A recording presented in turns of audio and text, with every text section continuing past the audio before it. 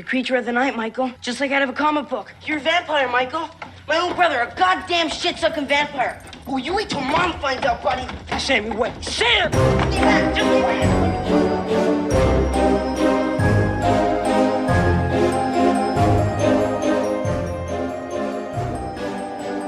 Children of the Night, welcome to What Makes It Scary, a seasonal podcast unleashing the fear behind your favorite and not-so-favorite horror movies.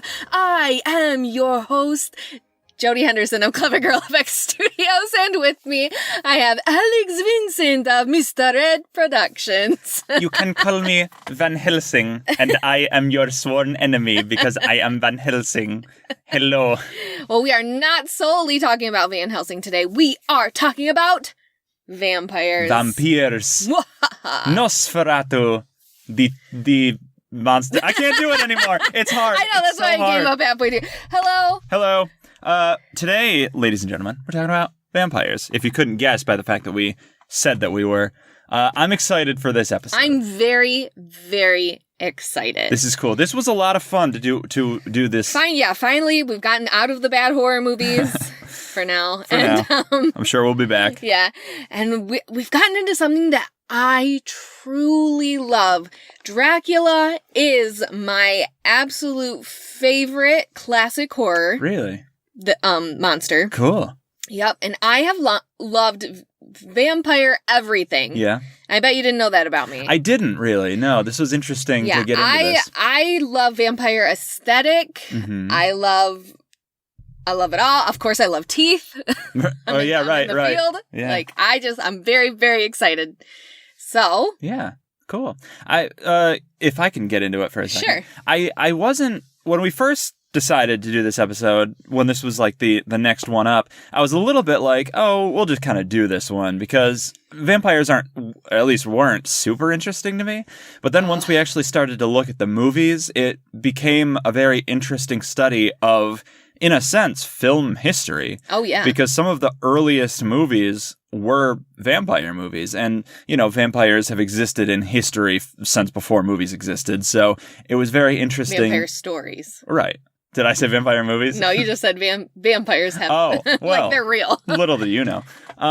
So it was very interesting to get into this. I've always been a fan of myth, like the legends that people tell each other. It's kind of why I like movies so much. Mm-hmm. And myths are basically movies without movies. They're stories that have just been passed down. And it was very interesting to get into the research on how vampires as a concept evolved and developed. So let's get into it. Before we get into it. Oh, okay. Let's not get into it. I just want to tell this anecdote I have. Okay. This story. Do it. That I think will help put everybody in the mindset of vampires and that type of thing. Uh-huh. About 2 years ago, I want to say. Sure. Maybe just a year ago. I was at my local community theater one night for a meeting. Uh-huh.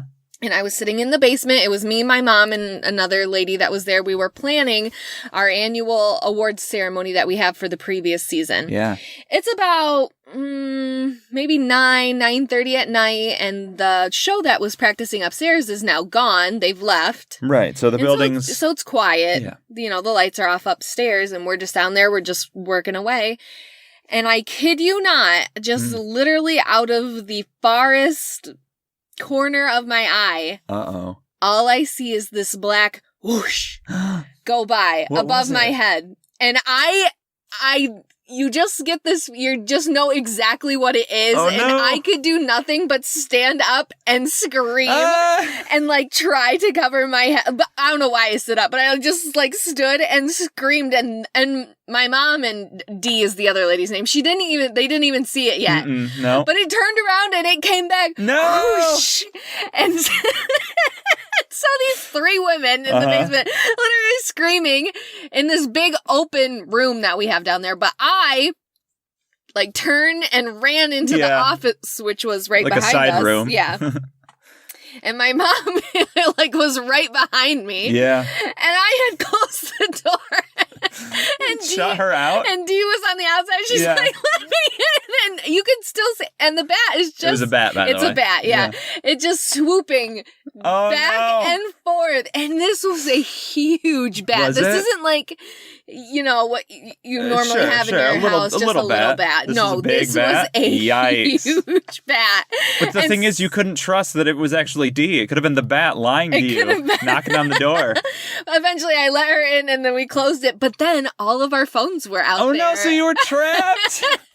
What were you to do? We didn't know. We were That just like, was- oh my gosh. And and we would like peek out and it would just keep going. Back Yeah. and Oh forth jeez. And back and forth. Wow. And we were there for at least half an hour. And Oh, finally, I think it flew up the back stairs and either went out because the door was Sure. open or just went up into the auditorium. Sure, and now it's still out there to this day. Yeah. I Oh, bet. no. Yeah. But it was absolutely terrifying. And then to go back into that building like the next day, I was like... Right. Yeah, so That's really scary. I was going to say, I know there are a bunch of people out there who have stories about bats in their house, and so there's mine. Yeah, that's really cool. I don't think I've ever seen one. There was a bat in our house once, my parents' place, in the attic that they got out, but I didn't really see it. I kind of like went up there and they'd already gotten rid of it. Oh my gosh. But I had been in a Kohl's, which is just, a clothing store if you don't have any in your town. And there was a bat in there. oh and there's, no, like, they're following you around. No, this was years Okay. ago. When I was younger, and like the employees are like running around with brooms trying to capture it and all this other stuff. That's funny. Yeah. They're scary. There are, if you, like, just actually watching a bat like fly is very terrifying. They're really fast. They just kind of have erratic, flappy movements. And they just they also just kind of hover. I don't like birds either, so like anything really anything that flies, I don't like anything it. that flies real fast, so it could just be in your face in an instant. Yeah. I don't like that. Ugh. Yeah. So in that mindset, now now that we're all spooked. now that we're all scared, let's get into these movies. Let's get into them. We We picked 5 movies, but 3 of them are the same movie. Yeah, so we won't spend too long on each one. These were all fun movies to watch. They were all very interesting in their own way. Yeah. So, first of all, we want to say that a lot of these movies are the Dracula story, because Dracula is the king of the vampires. We have to talk about him. I read the book in I was in anticipation. the play. You were in the play. Yeah. You I played, I believe her name was Mrs. Wells. She was the housekeeper to Lucy. Lucy Westenra. I should have looked up the script that I specifically did, but we didn't have a Mina, which is the main girl. That's weird. They combined Mina's character with Lucy. Mm-hmm. Okay. And I think they called that character Lucy. Sure. So. You did that a while ago, so you had already had experience. Oh yeah, in I know the story. I've known the story. Yeah. I read the book just for this. We watched the movie, and I was like, I'm gonna read this. I had audiobook listened, and I binged through it. It's such a weird book to read because, for one thing, it's written all in journal form from the point of view of the characters. Same as Carrie. Yeah. So it's like a found footage movie in book form. It's like what that would be, which is very interesting. Mm-hmm. But it's written in a very old-timey kind of way, so it's a little bit hard to penetrate. So I kind of got a little lost in the weeds at a couple points where they're like, as I vacated the big word, and I'm like, oh, I don't understand what that means, but I'll try to figure it out based on context. So I might have missed some stuff. Yeah. But did you like it? I did. It was very interesting. It was I think the part of what made it interesting to read is kind of what makes these movies hard to make, Dracula movies. Yeah. Because it's framed like it's a mystery.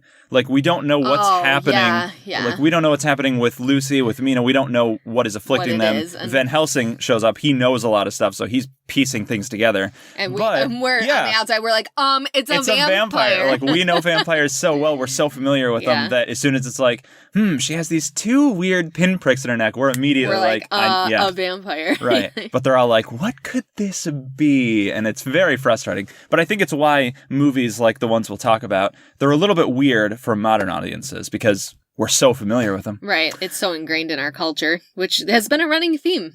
Yeah. This season. For sure. What makes it scary. Right. Also, things that bite and turn you has been a running theme. Yes, and very much so. And will continue to be a theme. Spoilers. Yeah. Spoilers for the end of this episode. We usually tell you what the next one is. Okay. So what is our first movie? Our first movie that we dove into is Nosferatu.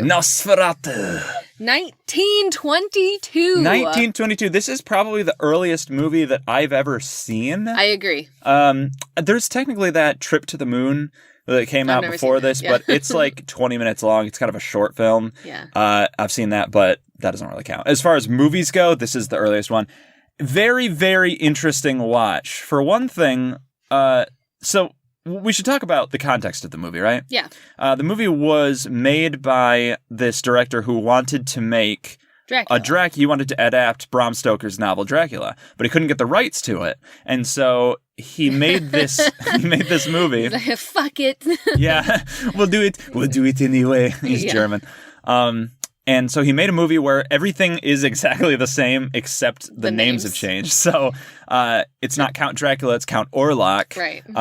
I don't know any of the other characters. The reason is because you and I watched a version that was on Amazon Prime, and they had restored it so that all of the names of the characters were the names from the novel. Yeah. So the main character was Jonathan Harker. I think her name was Nina, actually. Nina in that which was very weird. So there was Nina who was under the control. They didn't even do that right. They didn't even do it right, yeah. So I don't know the names of any of the other characters. I just know Count Orlok. But there's Renfield. And Renfield. Well, yeah, these are the Dracula characters, right?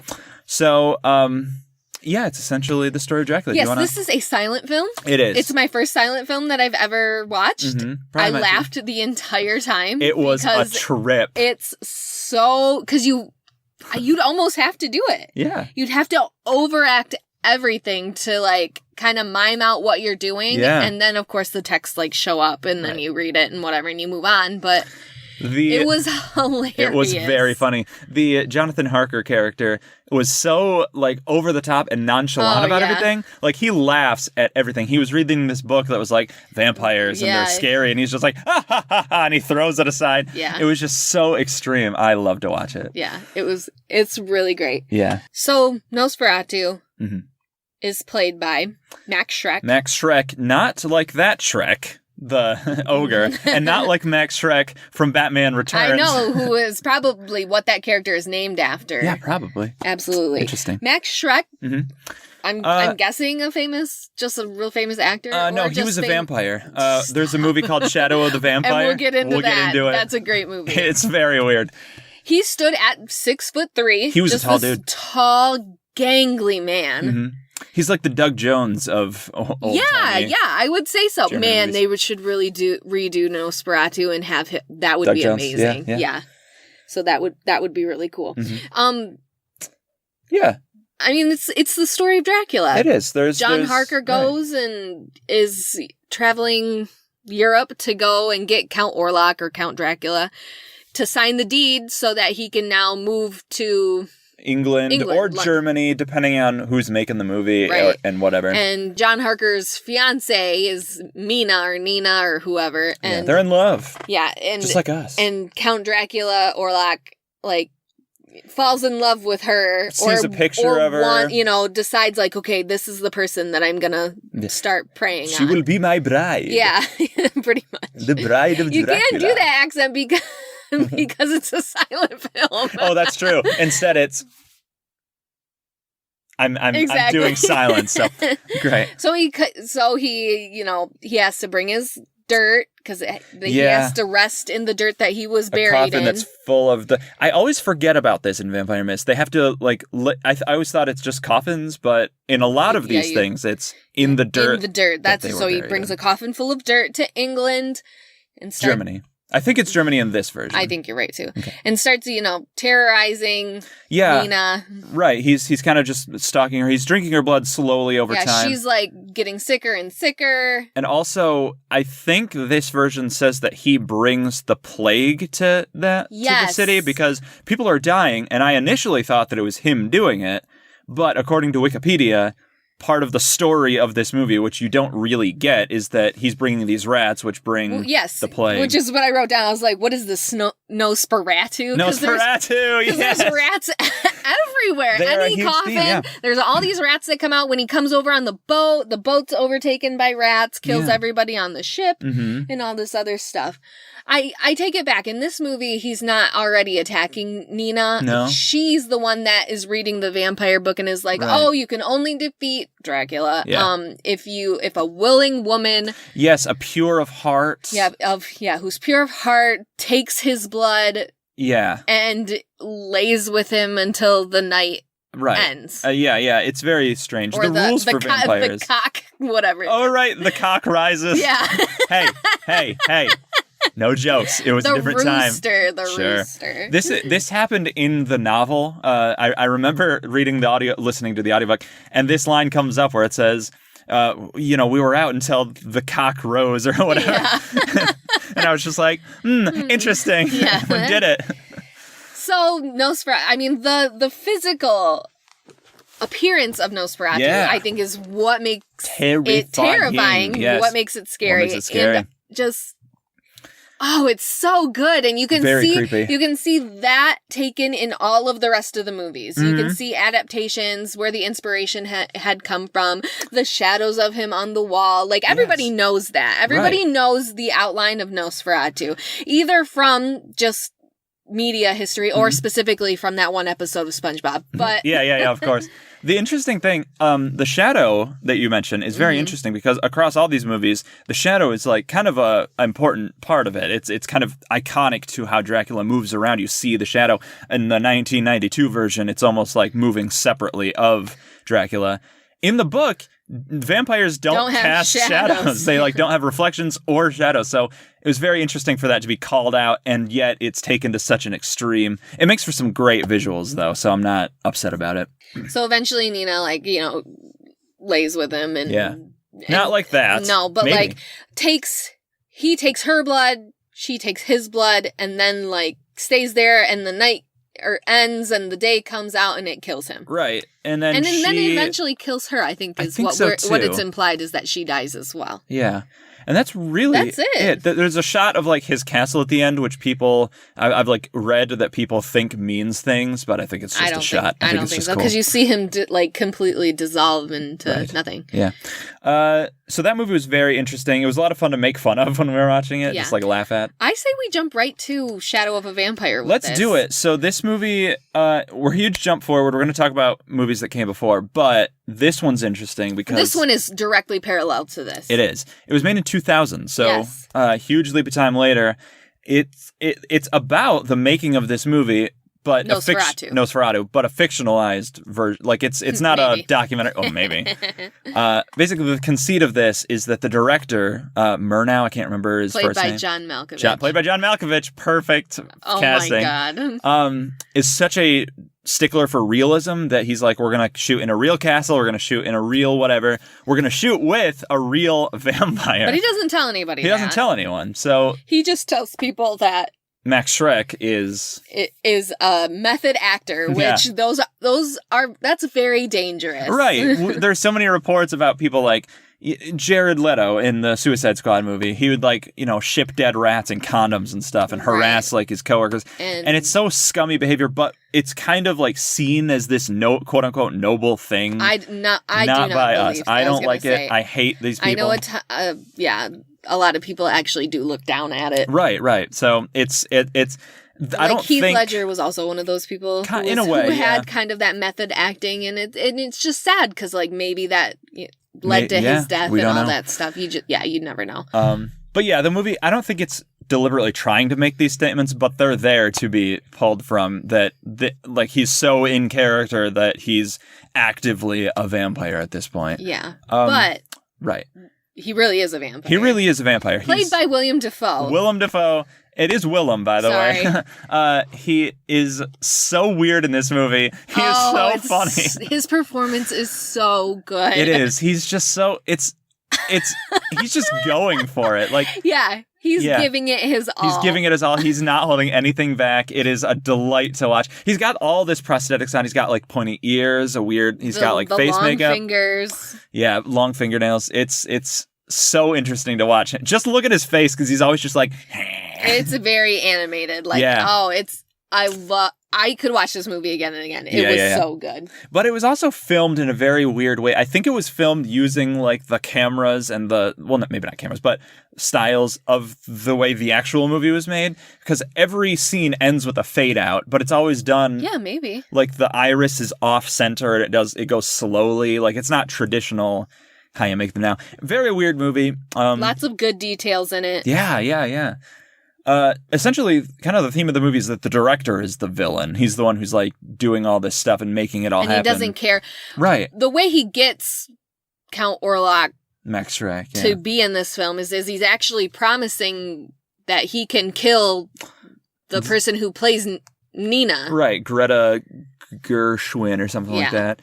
At the end of it, he can actually kill her. He doesn't care. Right. He's like giving his film mates to Orlok as food. And he's like you said, he doesn't care about their lives. He's just like, as long as we get the shot, it does not matter. Yeah. And it shows in the last scene when he goes and he sucks the blood out of Nina. Right. Then the other guys, Wesley. Oh yeah, Carrie Elwes is in the movie. He's in this. And the other guy, they're on to him and they're going to kill him in this one scene. They kind of have this plan all together. They're going to like throw open the door to sunlight on him, and he doesn't know about it. Right, but he had gone, and now the door broke will the open, chain. So he ends up killing Carrie Elwes and the other guy. But they fall out of frame. For the movie. Right? So John Malkovich's character is still filming. He's like, and if you don't see it, it doesn't exist. If it's not on frame, it's not real. So he actually films, presumably, like, Count Orlok's death. Yeah, he's like that aiming actually at him. happens. And then he like kind of goes into full just like banana pancakes mode where he's just filming everything around him. A bunch of other people run into the room after Orlok is dead. Like, what the hell? And he's just like, I am filming my movie. And he's just like rotating the thing. Yeah, this will be the movies of all movies and blah, blah, blah. Yeah, a lot of things to say about this movie. I said to you when we were watching it, imagine the pinnacle of movies was what they were doing with this. Like, there's a shot where Jonathan Harker goes up to Dracula's castle, or Orlok's castle, and he shows up, and Harker is so scared of him because he's like, this guy's terrifying. Mm-hmm. And afterwards, they like yell cut, or they don't yell cut because they don't have sound, but they're like, hey, shot's over. Good job. This was like the performance of your career. And I'm just like, imagine this being like the peak of cinema is like these weird silent films. Hey. I feel so bad for these people. They didn't have it. No. So someone had to lay the ground for it. Yeah. If only it was that easy to Sure, yeah. impress people. Yeah. Any movie that came out before Jurassic Park just doesn't matter. That's not at all cut true. It all out. That is not true. So it was a very, very weird movie. I very much enjoyed it. Carrie Elwes, I'm going to say it, he can't do an accent besides his own. Nope, None of his accents are good. We talked about him in Saw, bad accent. This movie is a joke to watch. Well, you didn't know what he was supposed to be doing. I thought he was from like Boston. Yeah, you thought he was doing I was like, he's doing a Boston accent, and it's supposed to be a German accent. And I was like, oh. Yeah. No, I don't Carrie, think I don't think that is what that is. No. It's very funny to watch. But he's good. He's a good actor. It's just he can't do accents, and it makes me laugh. Stop making him do accents. Just let him be British. It's fine.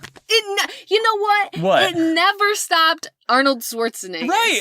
It doesn't matter. We don't, Just, it's like the same thing that James McAvoy could have been British in It Chapter 2, and nobody would have questioned it. Literally, his character was like living in England. You can assume that he developed the accent. Yeah, it's and fine. I would have totally believed it. And because they had him do an American accent, which he did. He did a good pretty job. well at, but me knowing that he's British, you're looking out for it. I'm watching him act instead of just being immersed in the story. Right. Okay. But that's the end of Shadow of a Vampire. Right. It was a very interesting movie. I like this concept for a movie of framing something. I like that. Yeah. And I mentioned how weird it would be legally how you would make this movie, because it feels like, obviously you're saying that Max Schreck was a vampire, which is obviously ridiculous, so it can be kind of disregarded. People are going to know that's fake.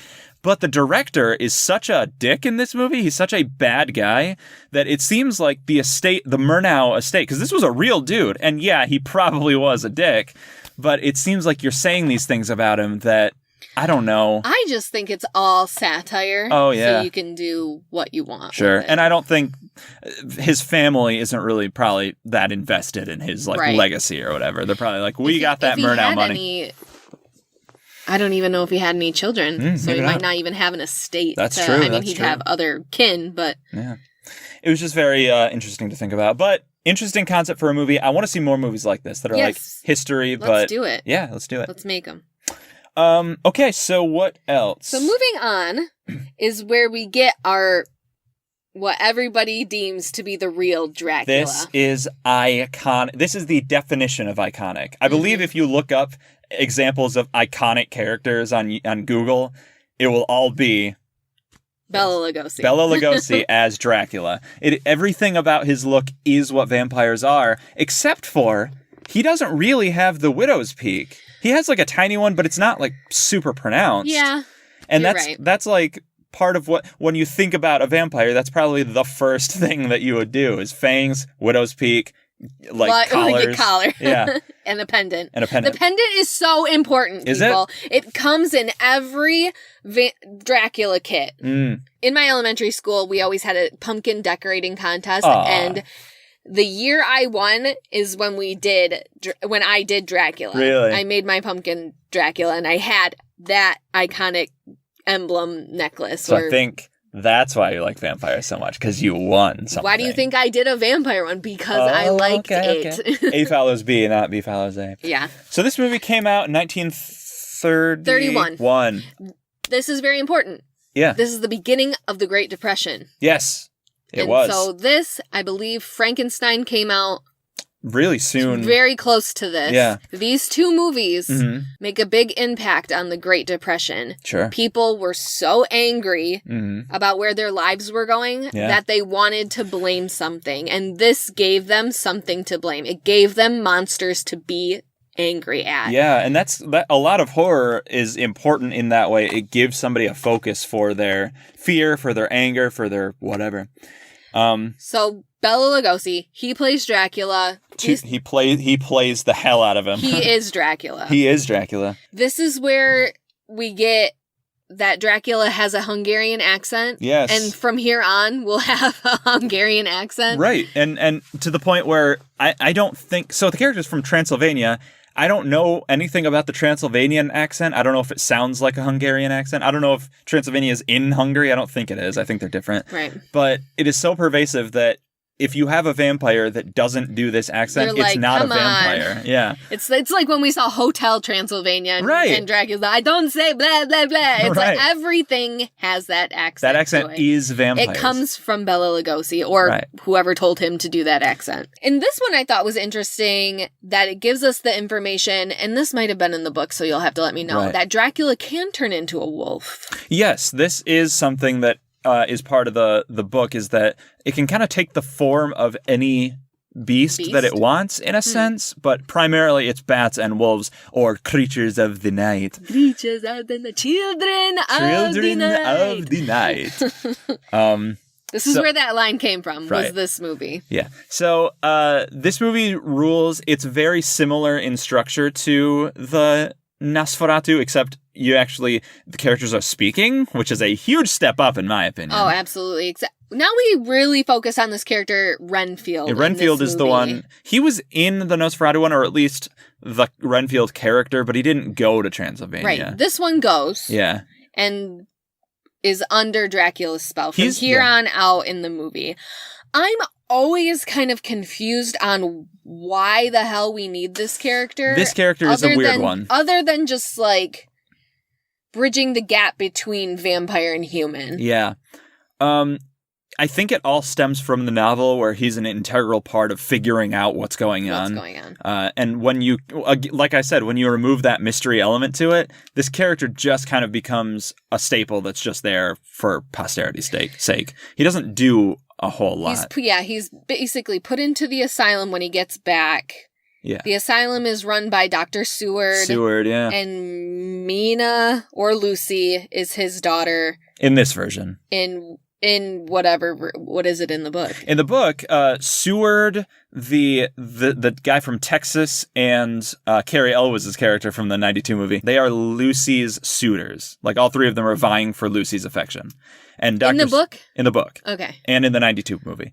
Dr. Seward also, in addition to being Lucy's suitor, is running the asylum, and he's the most important one of those three. Like, so that's how Renfield keeps going back and forth between all these characters. Yeah. The Seward. He's like eating bugs because he's trying to eat, drink blood, but he can't get to anybody that hasn't, so he eats bugs. He eats rats and all this other stuff. He's a gross dude. But he's a really good character in this 1931. He's very interesting because he's like kind of smiling. He's like, he knows everything. It's very like jokery. He's very jokery. Yeah, scary, quote unquote crazy, insane type of character. So he's the one, instead of John Harker, he's the one who goes and gets Dracula, brings him back to, I think this one is Britain, England. I think so, too. I think so.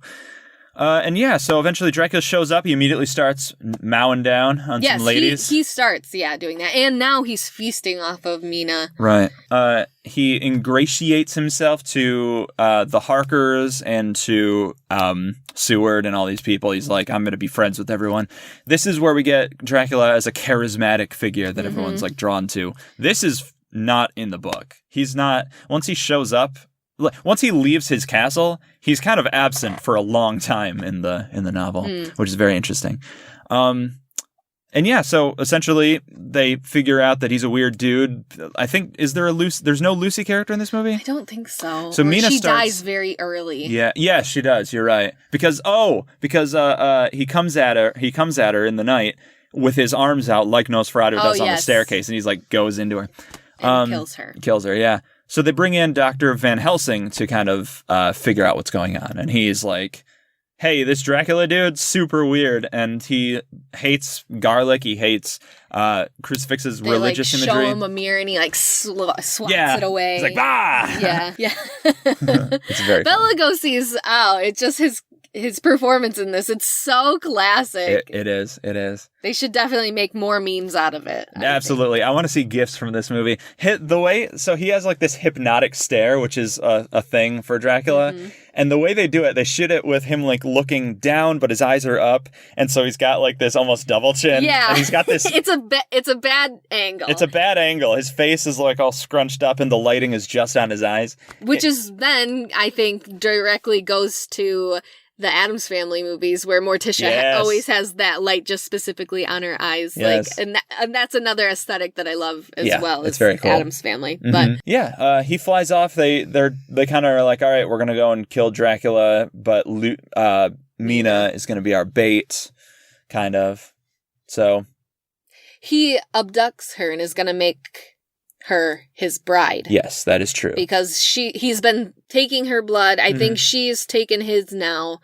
Yeah. And is taken. They go to his lair and they stab him through the heart. Yep. And that's basically it. Yeah. There's no real finesse with it. And I don't even think we really see it. They just kind of Right. It's very strangely done. This movie, it feels super, super cheap in terms of its production, even though it was like it was a huge thing. Because there's no transformation of Dracula into the bat. Mm-hmm. It literally just, you see a bat and then it cuts. You never even see he steps out from behind the curtain. Right. Yeah. You never even see shadows change or whatever, which you think would be easy to do. There's no effects to speak of. It's just kind of Dracula wandering around. It's basically just an adaptation of the stage play, which Bela Lugosi starred as Dracula in that too. Right. And this solidified Dracula in pop culture. This was what Dracula looks like, what he sounds like, even though this version, Bela Lugosi in this movie, is not how he's described in the book. No. He's supposed to be ugly. Yeah, he's described as more monstrous. And the horrible breath, and he's rotting from the inside, and he's supposed to be this repulsive character. Yeah, but they chose to make him more traditionally charismatic and likable. And this would be a thing throughout all Dracula things, was kind of a more charismatic, sophisticated Dracula. The next one that came in line we didn't watch, but it's Dracula 1958 with Christopher Lee. Legendary actor. This dude rules so hard. We didn't, we're not going to get too deep into this movie, but I believe this is where the vampire having fangs showed up. Yes, because Bela Lugosi didn't have that. fangs. I guess Count Orlok did, but he just kind of had sharp teeth. Right. Well, I guess the thing was they didn't want any form of, like, penetration. Yeah, it was too suggestive. I was gonna say, those first couple of movies were so washed of sex that, like, nothing, we don't want anything like that. Right, we don't want to... And then in the 50s, that all started. Yeah. The late 50s, the Earth children were coming. Yeah, the hippies came in full force, and they were like, we want sex in movies. Yeah. And so they're like, fine, we'll give vampire fangs. Yeah, because that's all it was. Yeah. But yeah, you're right. That's where the fangs came in with that one. The next movie that we watched was Bram Stoker's Dracula. Bram Stoker's Dracula. 1992. 92. Great year. Yeah, Coppola, Francis Ford Coppola. Director. This movie I had never seen, but I had heard about it in the context of it being a good movie. Right. And the way we watch this is very, very much tainted. Yeah, let's tell the story. Can we tell this story? We were sitting down to watch one of our two movies. We have this and another movie called The Lost Boys. We'll get into it. And we were like, all right, we have to watch one of these two movies. And we were going to watch it in the living room. Your parents, they're around, so they're going to be home. And they're definitely going to be walking in on right. this. So if there's a sex scene in the movie, we don't want that. So let's not watch the 80s teen romp, which is sure to be sex-filled because that's what 80s teen romps are. Right. Let's instead watch this 90s sophisticated... Francis Ford Coppola, he's a sophisticated director. Surely... And it's the 90s. It's the 90s. It was another time where we kind of washed everything of sex for a while. It wasn't hypersexualized. So surely this movie will be safe. It was... Big fucking mistake. This is the most sensational, like, sensual movie I've ever seen. This is where you fully get into the, like, vampires drinking your blood as a metaphor for sex. Right. To the point where it's not a metaphor anymore. Oh, it's right there in front of your face. It's just sex. This movie has a cast of actors that is just huge. Out of this world. Yeah, huge names in this movie. We have... Keanu Reeves is in the movie. Winona Ryder. Winona Ryder is in the movie. We have... Anthony Hopkins, not Perkins. Yeah. Friggin' Gary Oldman plays Dracula, although the two forms of him look like either, who did I say, Christopher Walken in the old version of him? Oh, yeah, Christopher Walken and then... Johnny Depp as the young... Or Ozzy Osbourne, as my mom said. Yeah. But, so... Yeah, this movie has a huge cast of characters. It's got Carrie Elwes is in the movie. Oh, yeah, this was funny to have him be in, like, both he was in two of these Dracula movies. Shadow of a Vampire. Yeah. It was fun. It was. So this movie, it has a lot going for it. Obviously, it has a huge cast. The visuals in this movie are incredible. It looks great. This is 90s. This is when we were like, oh, computer-generated images? Yeah. Sure, just throw those everywhere. Like the sets, the atmosphere, the costuming. Too, but I'm just... Yeah. That's all this movie is right. Sex. I can't even get, and it's probably just me, I can't even really get past the sex to even get to the, like, the loneliness and the desperation of what this Dracula in this movie is trying to go through. Yeah. I can't put myself there. And I know it's probably because I was watching it with my mother. Yeah, she walked in. But it's also, it's just so vulgar. It is. It's that a very... I'm, like, laughing at it. Yeah, and it's like explicit to an unnecessary degree. There's the scene where Lucy is obviously getting essentially raped by Dracula in beast form. I was going to say in a very Wolfman form. And she's like, Lucy, what's going on? She runs out and she's wearing this like night suit that is like, it's revealing. It's to the point where she's like basically naked. And it's like this. She's very naked. Yeah. This character, Lucy, the entire movie. Yeah, we don't need this. I get what they're going for. I get what the metaphor is, but this is way too much. And we're not prudish people. Right. It was every other scene. Yeah.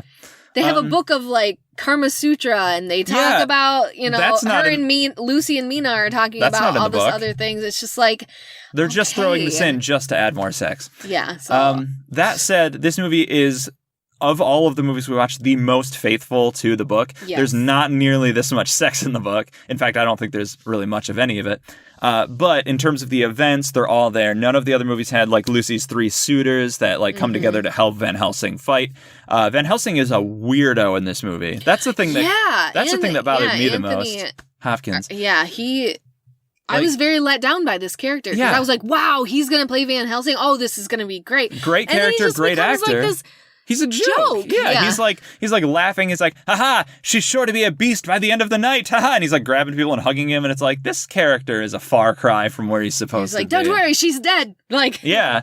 And he's just so hard to like get a handle on. That, and he's almost like predatory towards Mina. It's very... Yeah, I don't like it. Essentially, so this movie posits that Vlad the Impaler, yes, a real person in real history, is Dracula. Which everyone has always kind of said that. Yeah, and the novel points that out too. It's like when Van Helsing is trying to figure everything out, he's like, surely the character that you've met, this Count Dracula, is the same as this person from history. So it's not like a secret that this character was kind of based off that. But essentially, he's fighting. His wife dies or something that he's coming back to. His wife kills himself because someone told her that he died at war. Right, so it's very Romeo and Juliet, very tragic. Comes back, she's dead. And so he curses the gods. Yes, which is why he hates the crucifix, because, the church and this put him through this and basically killed his wife. Right. So that's why Dracula hates the cross. Which is interesting. It gives all that stuff that we haven't. Gives it context. We know that is a thing, but we don't never really know why. Yeah. Do you want me to get into like the origins of this character now, since we're talking about it? Or do you want to wait till because this the is end? really the only movie that does this. Yeah. That we watched. So I've been super interested in this forever, and this gave me a real excuse to like dig deep into it. So historically, there was a character named Vlad the Impaler. He was Vlad the Third. He was the ruler of like Hungary or something like that. And they were that group was fighting against the Ottoman Empire, also known as the Turks. And that's in the movie, they're fighting the Turks. And Vlad the Impaler's father was Vlad Dracul.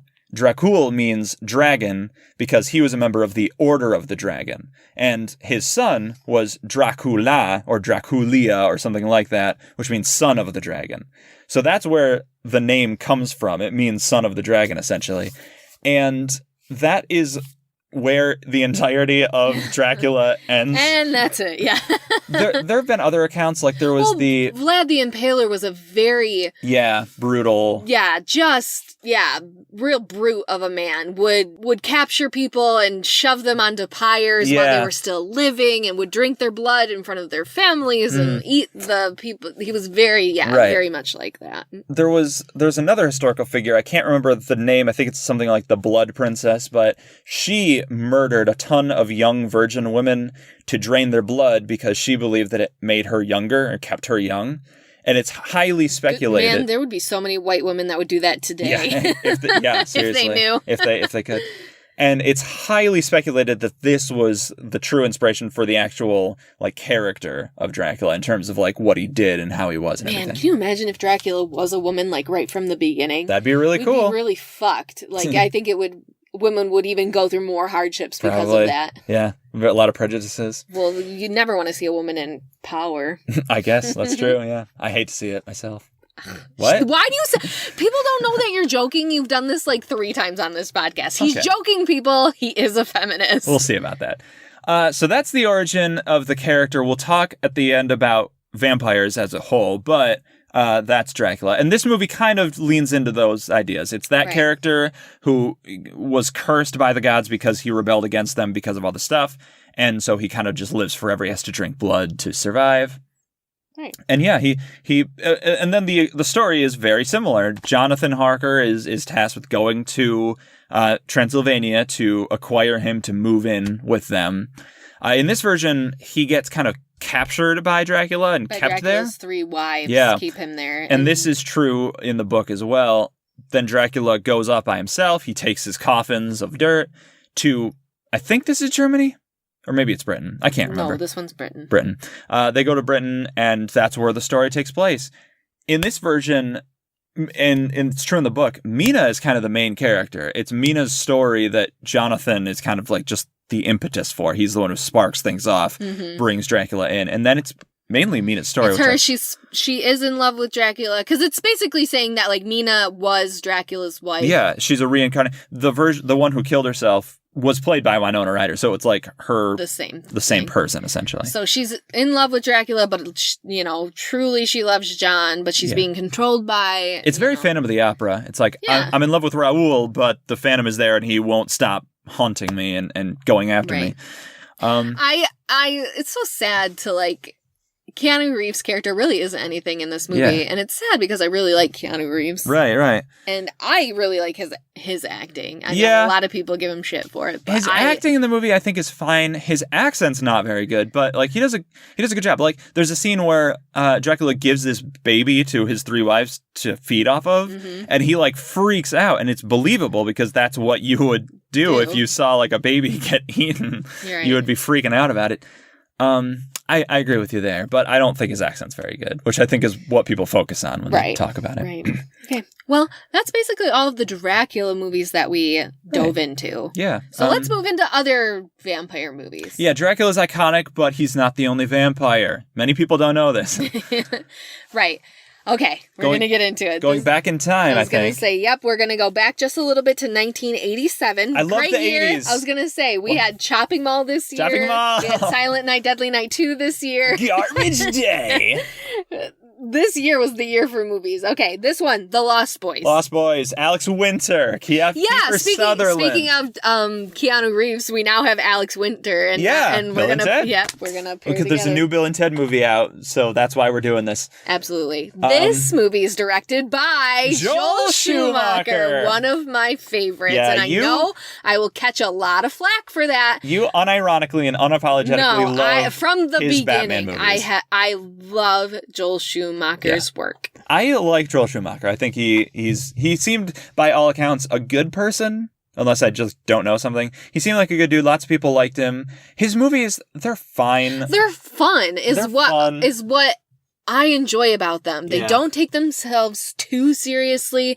He doesn't make movies to try and push a movement on anybody. He just makes movies for entertainment. This movie, though, does kind of have its talks about stuff. It does, but I don't think he set out to do that. I don't know. I really don't. A lot of it's in the writing and the producers, rather less the director. But let's get into the movie. This is basically a Peter Pan story. It really is. It's never growing old. Right. So there's this family that moved to a kind of small town in, I want to say, California. It's a pier town. They have a pier. They have a carnival on the pier. Not a carnival, like a fair, a wharf. A wharf.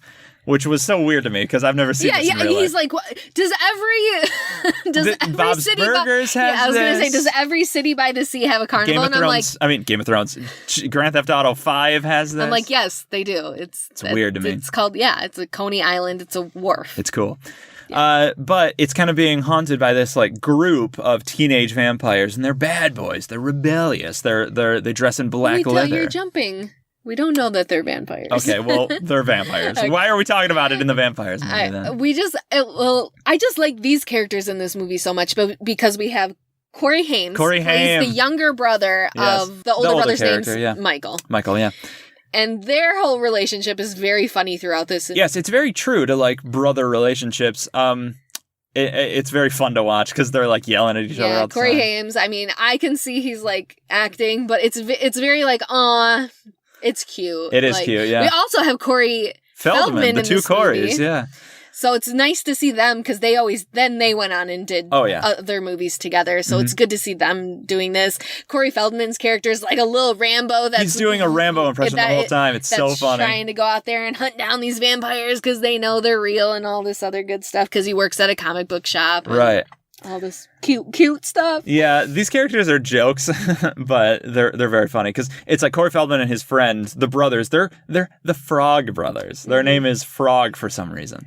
They're vampire hunters. The amount of hair in this movie is unreal. I mean, I know it's the 80s, but there's a lot of hair in this movie. Any given frame is 80% hair. Yeah. It's great. So Michael, the older brother, is, following this girl. Her name's Star. Yeah. And she's involved with a motorcycle kind of gang that has like Alex Winter. He's not the leader, but he's like one of the roadies. And also Kiefer Sutherland is the leader. His name's David. David, he's not yet Jack Bauer from 24. But he's got like these bleached blonde hair and this mullet and all this. Like, he's a really badass character. Yeah. So they have dirt bikes and motorcycles, and they're like taking Michael almost under their wing. But yeah, they're like saying like, join us. You know, we're these people. We're out all night and we're crazy and we take what we want and all this other stuff. They're a rebellious gang. Right. They kind of trick him into drinking David's blood. Yeah, because they keep like doing these mind manipulations where it's like, hey, you're eating worms, haha, no, it's actually just spaghetti. So at one point, he's about to drink this stuff that he thinks is wine, and Star's like, it's blood. Like, it's blood. And he's like, ha, yeah, right, and he drinks it. So he does. He kind of becomes this, what they call a half vampire. Yeah, this movie, the rules are weird in this one. You can only become a full vampire if you kill somebody. I think that's what they're saying. Yeah, so Star is also a half vampire. Mm-hmm. But Michael goes home. He's acting funny. He doesn't go out during the day. He's wearing he shades. Sleeps all day. Sun don't set for a badass. All that stuff. And his little brother, his name's Sam, but he's played by Corey Haim, who is so funny to watch. Yes, I agree. I have to point out, by the way, because I'm sure it's going to bother our audience, there's no S in Hames. It's Haim. Oh, sorry. Sorry.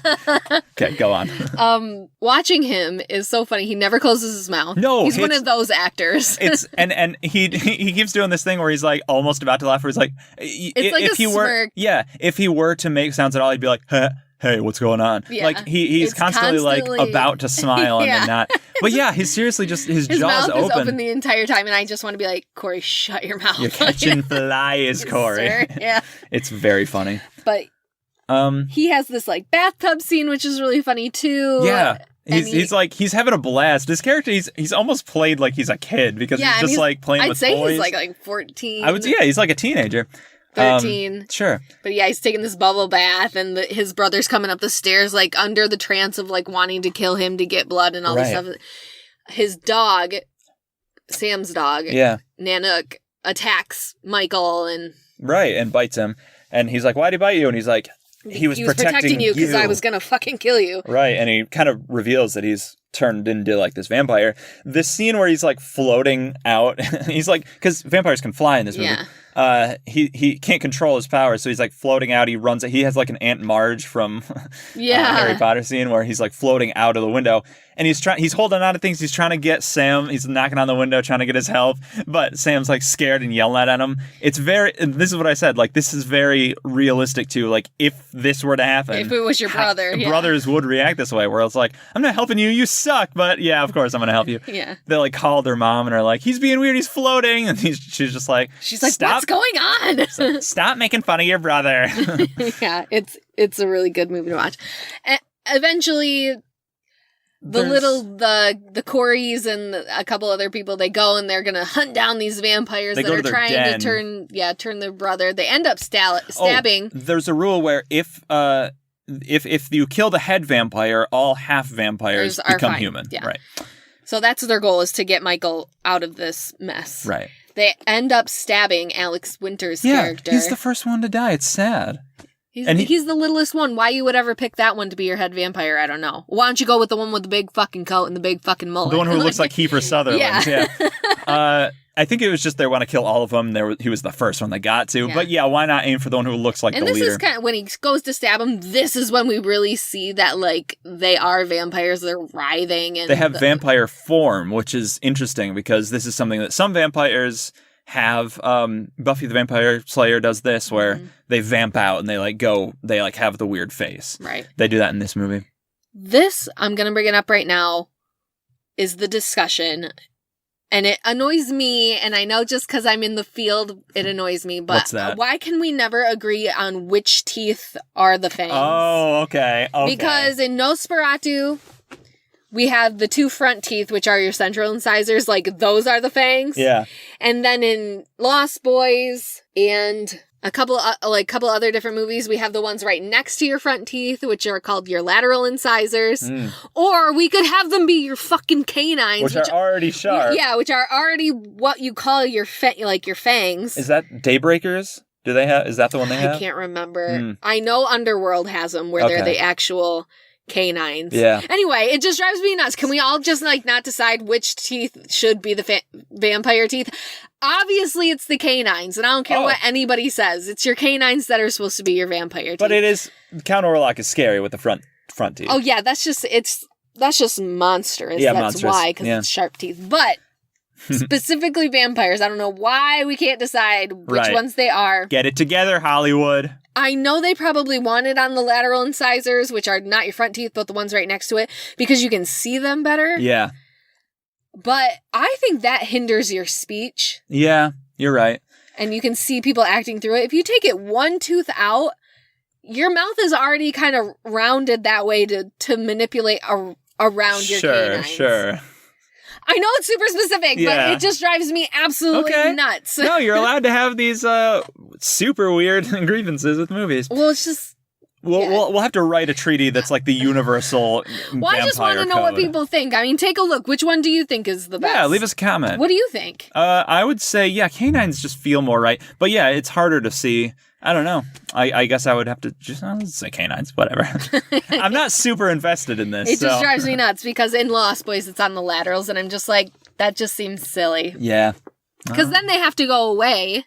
Right. Like they take them out. I feel like if you had them on the canines, they could stay there the whole movie. Yeah, but then you'd have to talk through, like you said. I think you could do it. Okay. Whatever. What do I know? They go through. Turns out Kiefer Sutherland's character is not the head vampire. Right. There's a twist, which we didn't talk about this. The mother has been like seeing this guy who, by the way, is played by... Who is it now? I don't know. From Gilmore Girls? The grandpa. Right, the grandpa from Gilmore Girls. I don't know his name. Right. I thought it was really funny. So now I can't watch that show without thinking like, you're the head vampire. Right. She's seeing him. He's also her boss, which this is a conflict of interest. Don't do this. Don't date your boss. Don't date anybody that you work with. If you're a boss, don't date your underlings or whatever. But in this movie, they're dating him. He's kind of a little bit of a weird dude. They think he might be the head vampire earlier in the movie. They try so they're to test him. They hold up a mirror, but they do see his reflection. So they're like, all right. But it turns out the twist is that he was the head vampire, and all those things were because earlier they had invited him in. So in this movie, the rules are a vampire can come in willy-nilly, but they follow vampire rules unless they're invited in which case they can do whatever they want, I guess. Right.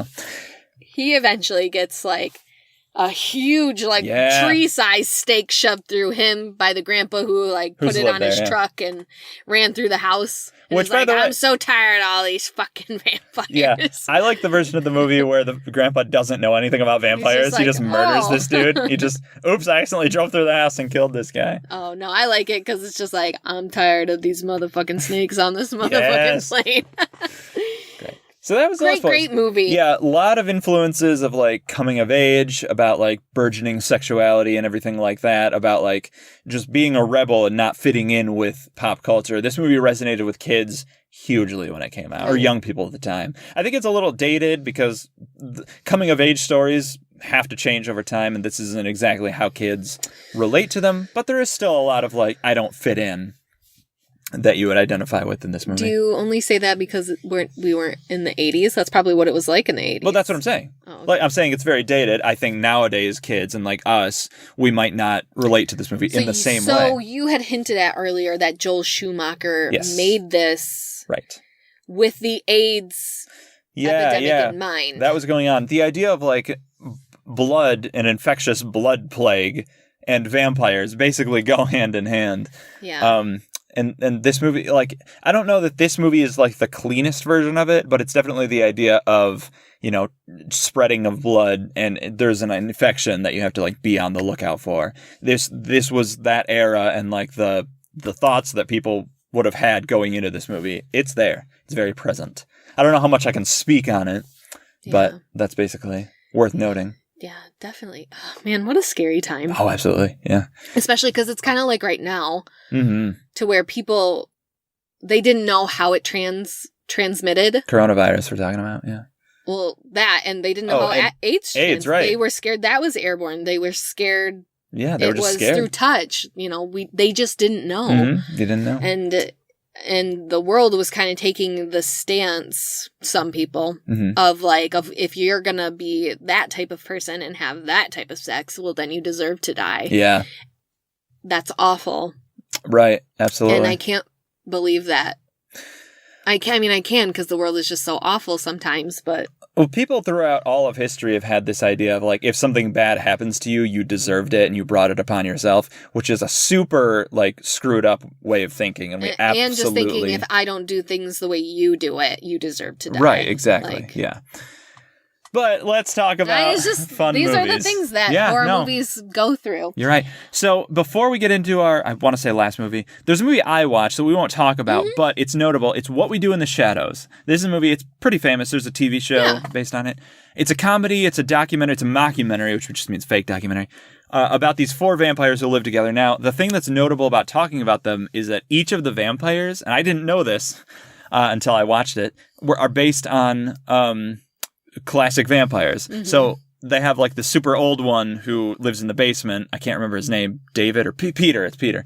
And he's based on Count Orlok. He's like blue. He's bald. He's got pointy fangs and everything. He doesn't speak. He just snarls. Then you have the main character who's played by Taika Waititi. I think that's how you pronounce it. And he's based off of the Interview with the Vampire when he's like sophisticated English, like 1800s, like, oh yes, I'm a vampire. But he's not, he doesn't really act like that, but that's kind of his idea. Then there's the one that's the 92 Dracula one. He's like, he's described as a pervert. It's like Ozzy Osbourne. Yeah, he's got long hair. He's got like a goatee almost. And he's constantly having sex and he's like constantly talking about this. There's a joke where he's like doing that, see me. See me. They can't see me. He has to like knock on the window. And then there's the Lost Boys one who's like, I'm the bad boy. I'm the rebellious one. He's the younger one. They all have accents. And it's just very Hungarian accents. Yes, they all do. Yeah. That's funny. And yeah, it's a pretty funny movie. I wasn't like laughing uproariously watching it, but I was like, this is cute. So it's worth noting that like these archetypes of vampires show up throughout.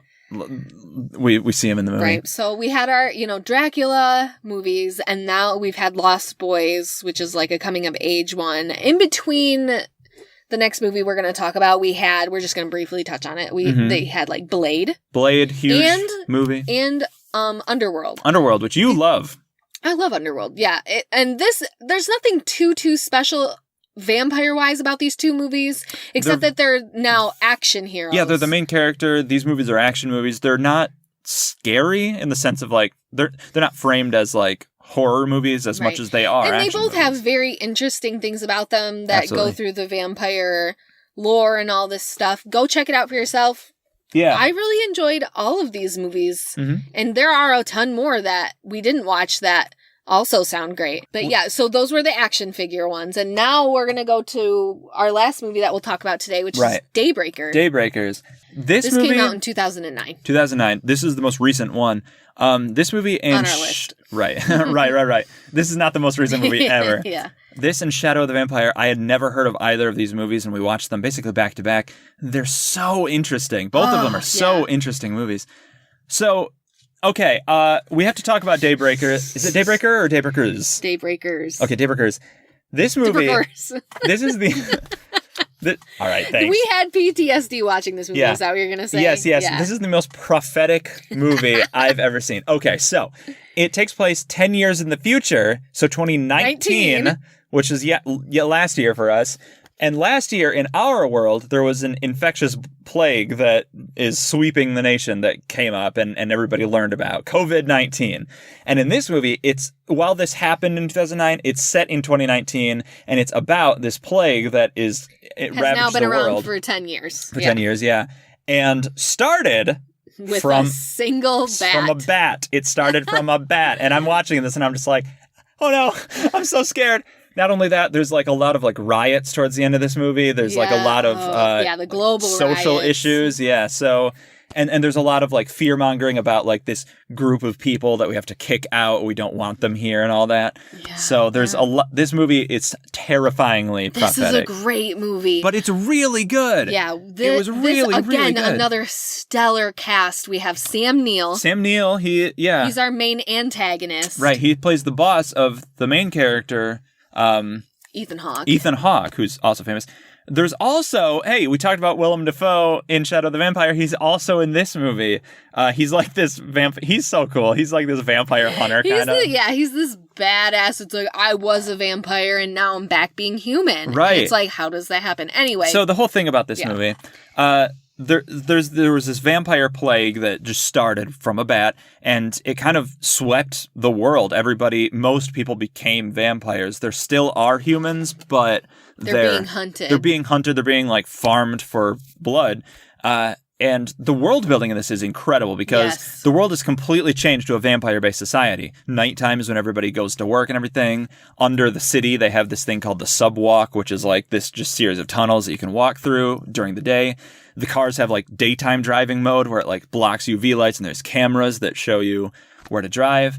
And yeah, they have to drink blood to survive. At the beginning of the movie, we're told that like we're doing experiments to see what happens if we can't drink blood because we're running out. We're running out of humans. We're running out of blood. And they just become more monstrous very quickly, more like the Nosferatu. Ears grow, the frontal lobe gets destroyed, so they're just constantly hunting they become zombies, basically. Essentially zombies. Of vampires. Yeah. And if you drink the blood of other vampires, it accelerates the process, it which is mutates you faster if you feed on yourself because you do have blood in you, even though your heart's not beating. Yeah, it's weird. So we have Ethan Hawke's character. He works at the lab that Sam Neill owns. Yeah. And is trying to find a blood substitute. Yeah, so that they can drink not human blood because they're going to run out. Ethan Hawke's character is actively like trying not to drink blood, basically. He's kind of like, it's not really explained or gone into detail, but he kind of like doesn't like vampires as a whole. He was turned by his brother. Yeah, he was betrayed by him. He didn't want to be this way. Right. But so now he's just trying to come up with the substitute. To live, yeah. He runs into these humans who are on the run, and instead of turning them in, he lets them go. And one of them comes to him later and says, because she finds out that he works at the blood. Yeah, the blood lab, right? Mm-hmm. And she's like, "Well, we actually want you. We need your help. We're looking for vampires who are on human side to help us because we've come up with what we think is a cure." A cure. A cure, which is effectively, Willem Dafoe, he is like, I was a vampire. I was in a car crash. I had the daytime driving on. And while I was sailing through the air, I was lit on fire because of the sun, and that's what happens. But then I landed in this river, and the fire was put out. And when I came up, I was basically a human. It jump-started my heart again, and I was human. This, I don't buy. It seems I don't like it. It's not enough. It's not enough. It seems like this could have been figured out basically year one, like how to stop a vampire or turn them back human. You would have figured something like this out. But whatever. The conceit of the movie is he had this event that he figured out how to become human again. They run the experiment again. Ethan Hawke's character, it works. Yeah, he's human again. He's human. Hooray. To be human again. Do you remember that Beauty and the Beast song? Yes, I do. They go back. They're going to tell Sam Neill's character, like, we found a cure. The ending of this movie is incredible. Like, it's a huge climax. They don't want a cure. Right. Sam Neill is like, I love being a vampire. I love it. It's cool. I don't age. He's like, the only problem that we're having is that there's too many, like, there's not enough blood. And like you said before, so these people who aren't getting enough blood are becoming these mutated zombie humans. And it's basically this riot that's happening where... And they're trying to cleanse them of the city. Yeah, by the way, the cities are like on lockdown. All the stores are closed and everything. There's like shots of like the empty streets. Like, and it's only serving 5% blood and all this other whatever. Right. And there's like the anti-mask people that are like, I want more blood. You give me more blood right now. And they're like, we're only allowed to serve you this much. And they're like, I don't care. And like, I want it. Rip the IV bag and steal it and don't give a shit. Of course, all of those people are white. Yeah. Why not? Absolutely. Turns out, if you, as a vampire, bite a person who was a vampire and then changed human, it changes you human. Which is what happens to Sam Neill's character. Right. He bites Ethan Hawke's character. I wish I knew his name. I don't. Because he's basically just like, I don't like being human. I want to be a vampire. He's tricking him into Sam Neill biting him. Bites him. He turns human. They stab him, he dies. Right. Well, he gets, like, torn apart by other vampires who then turn human. Yeah. And then those vampires get torn apart by other vampires. So it basically is, like, spreading this human plague, which I think is a incredible like twist on the idea of vampires turning other vampires. Super, super cool. Yeah. They didn't end this movie very well. That's the only thing. Is it's abrupt. It literally just ends with these couple of grunts that are now human. Right. And Ethan Hawke and like his friends they get away. They get away and they're like, yeah, we're alive now.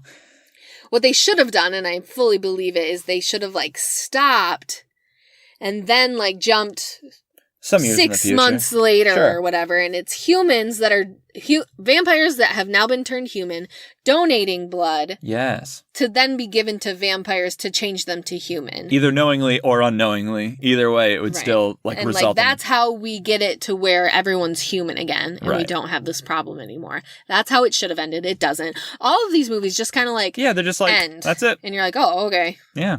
That's it. It's a surprise. Kind of like the zombie movies, too. They're just like, okay, that's what life is. Yeah, and like, how do you end a zombie movie? It's just like, well, it's still zombies, so let's move on.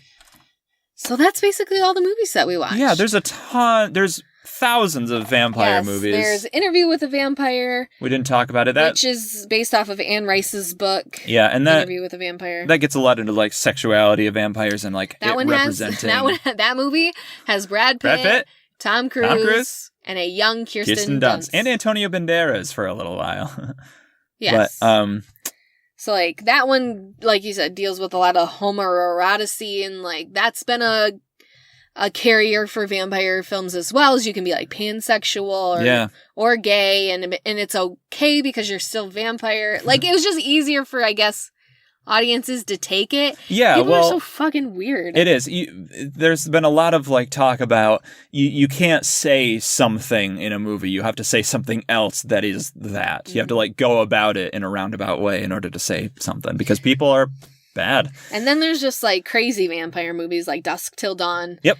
That just it's a brothel that seduces men in there, and there's the queen of the vampires, and they just obliterate all the humans. It's just an action movie, essentially. Another action movie like that. 30 Days of Night is similar. Yes. Then there's like Let the Right One In. Yeah. This is like a very artistic movie. Yeah. Take a look at that. It's about a young, quote-unquote vampire. A vampire that's trapped in a young girl's body. Right. Befriends a young boy who's being bullied, and this one's more about love, about the so relationship between these two. Yeah. And then, of course, we have Twilight. Yes, one Twilight. cannot talk about vampires without talking about Twilight. This is one of those game changers that we always talk about. Absolutely. This is what made vampires sexy. Yeah.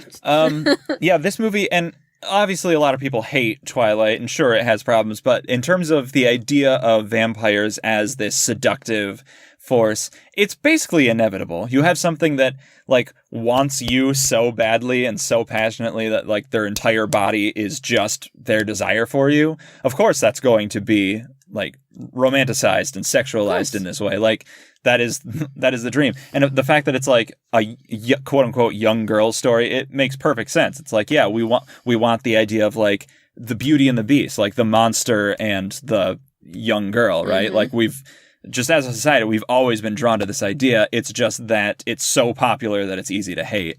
And I'm not saying I like Twilight. I just don't. I don't treat it with the vitriol that a lot of people do. I do not hate Twilight either. I will feed into it. Yeah. The romanticism of it. Mm-hmm. But yeah.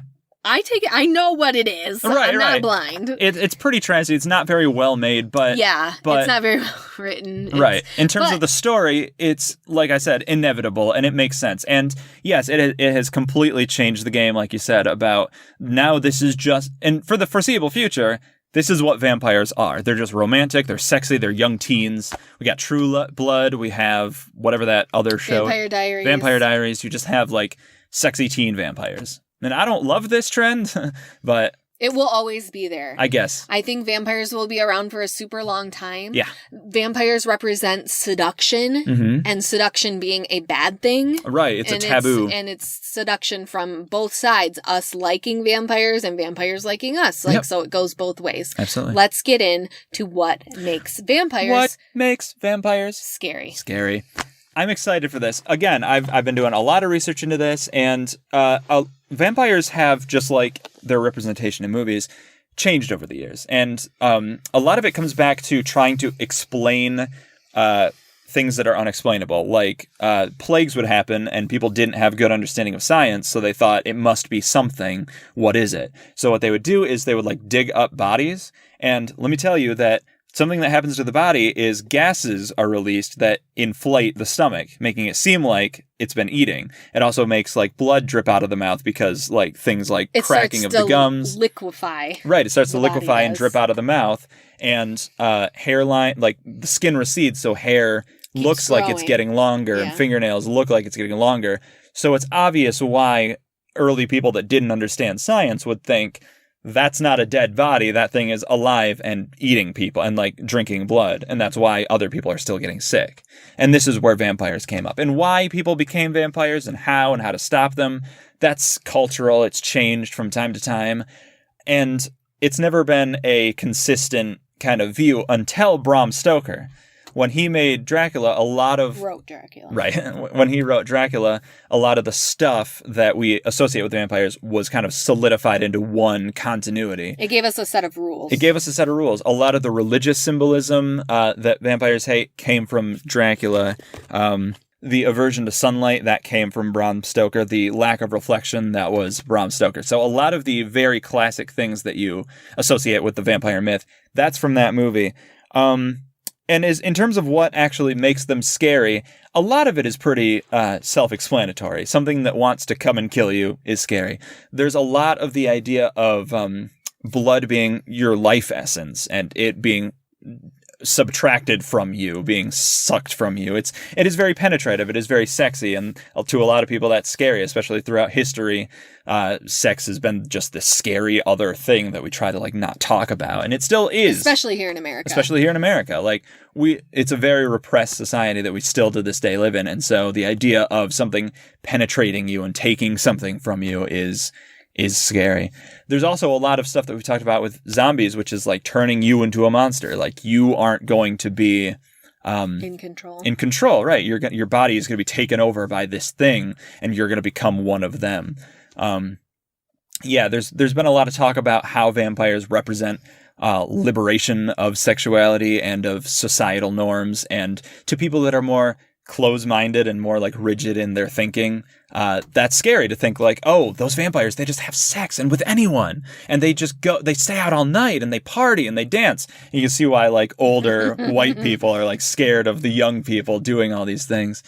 And there's also a lot young because they stay young forever. Right, exactly. And a lot of vampire stuff has dealt with youth and like, you're frozen in this time forever. And finally, there's like the whole idea of, you can't die. Like it's a perversion of death. A lot of vampire stuff has dealt with the idea of they are walking corpses that are more sentient than zombies. And so, death isn't the end. We talked about this again in zombies where, you can be killed, but again, a lot of the rules are changed depending on what you're watching. So death isn't the end, and it's a perversion of death, and they live in coffins and they need to be staked and all this stuff. So there's a lot of different angles to attack what makes it scary from.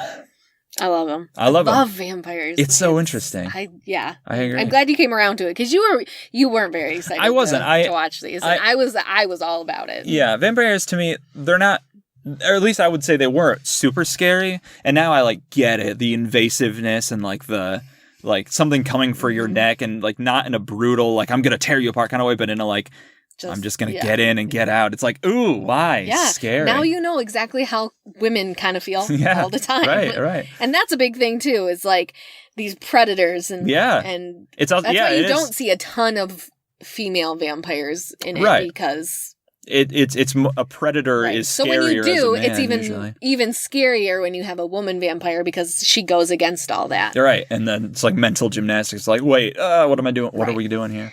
Well, that's been this week on That's vampires. Been what makes it scary. Now, for next week, there's a reason I kind of landed on Twilight. Yeah, because we will be settling the question of which team is Alex and Jody on. Are they Team Edward or are they Team Jacob? But Team Jacob's not a vampire. No, what is he? Jacob is werewolf.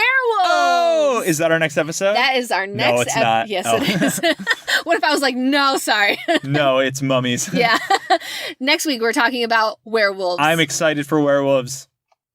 Okay. I am excited for werewolves. I am excited for werewolves. So yes, tune in next week. That's what we're going to be talking about. We want to hear what you think about vampires. So tweet at us. You can tweet me personally at clevergirl, the letter F and the letter X. I'm at Mr. Red 2342. Mr. is always spelled out the long way. Was that slow enough for you? Yes, that was perfect. Okay, if great. you'd like to tweet the show, it's at Makes It Scary. I'd like to tweet the show. I'll follow what makes it scary. And you should too. Fucking do it.